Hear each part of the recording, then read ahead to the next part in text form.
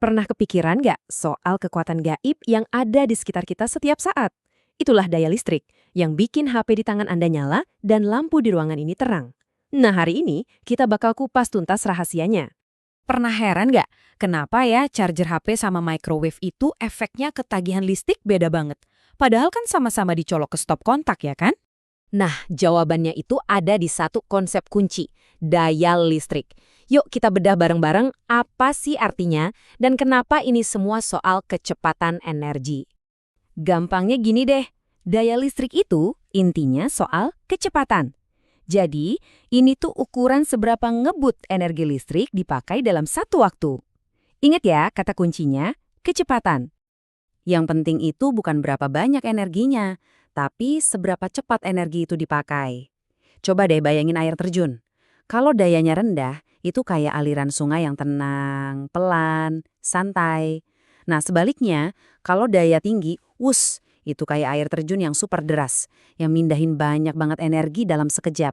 Oke, terus gimana cara kita ngukur kecepatan ini? Nah, disinilah watt masuk, yang biasa disingkat W. 1 watt itu artinya ada 1 joule energi yang dipakai tiap detiknya. Simple kan? Jadi, watt itu ya speedometernya energi lah.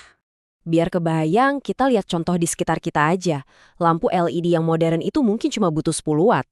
Sekarang coba bandingin sama microwave yang butuhnya 1000 watt. Atau ketel listrik buat manasin air, itu bisa nyedot sampai 2200 watt. Jauh banget kan bedanya? Oke, sekarang kita udah ngerti apa itu daya.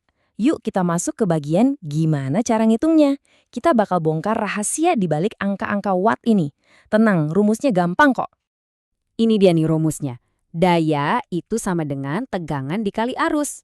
Atau gampangnya, P sama dengan V kali I. Nah, 3 serangkai ini, daya, tegangan, sama arus, ini nih kunci dari semuanya. Yuk kita coba ngitung bareng biar makin paham. Anggap aja kita punya satu alat listrik. Langkah pertama, kita cari tahu tegangannya. Di Indonesia kan standarnya 220 volt. Oke, dapat. Langkah kedua, kita lihat arusnya. Misalnya 0,5 ampere. Nah, langkah ketiga, gampang banget. Tinggal kita kaliin aja dua-duanya. Dan hasilnya adalah 220 dikali 0,5. Sama dengan 110 watt. Tuh kan, segampang itu. Artinya, alat tadi itu punya daya sebesar 110 watt. Oh iya, sekedar info tambahan nih buat yang suka ngoprek. Sebenarnya ada juga rumus lain yang pakai hambatan atau resistansi. Tapi tenang aja, buat kebutuhan kita sehari-hari, rumus P sama dengan V kali I tadi itu udah lebih dari cukup buat jadi andalan. Oke, definisinya udah dapat. Cara ngitungnya juga udah bisa. Sekarang kita masuk ke bagian yang paling penting. Paling berasa. Apa efeknya buat dompet kita? Nah, di sini nih bedanya kerasa banget.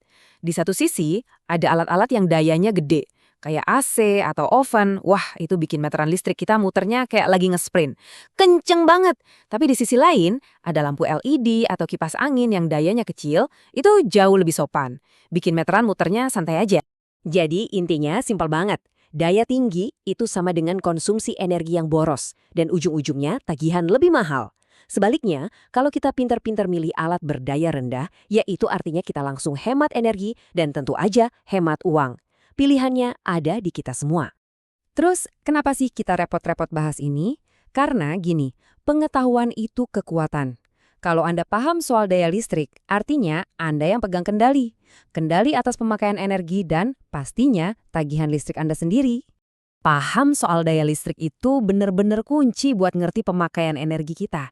Jadi angka-angka di tagihan listrik itu bukan lagi misteri, bukan lagi sesuatu yang terima jadi, tapi jadi sesuatu yang bisa kita kontrol dan kelola. Jadi kalau ada satu hal yang perlu banget diingat dari sini, ini dia. Angka watt di sebuah alat itu nunjukin seberapa cepat alat itu ngabisin energi dan juga uang Anda. Makin tinggi wattnya, ya makin ngebut juga ngabisinnya. Nah, sekarang giliran Anda. Saya punya tantangan kecil nih. Coba deh nanti lihat-lihat lagi sekeliling rumah. Abis ini kira-kira alat apa yang bakal pertama kali Anda cek label wattnya. Siapa tahu penghematan besar dimulai dari sana. Makasih banyak ya udah nyimak.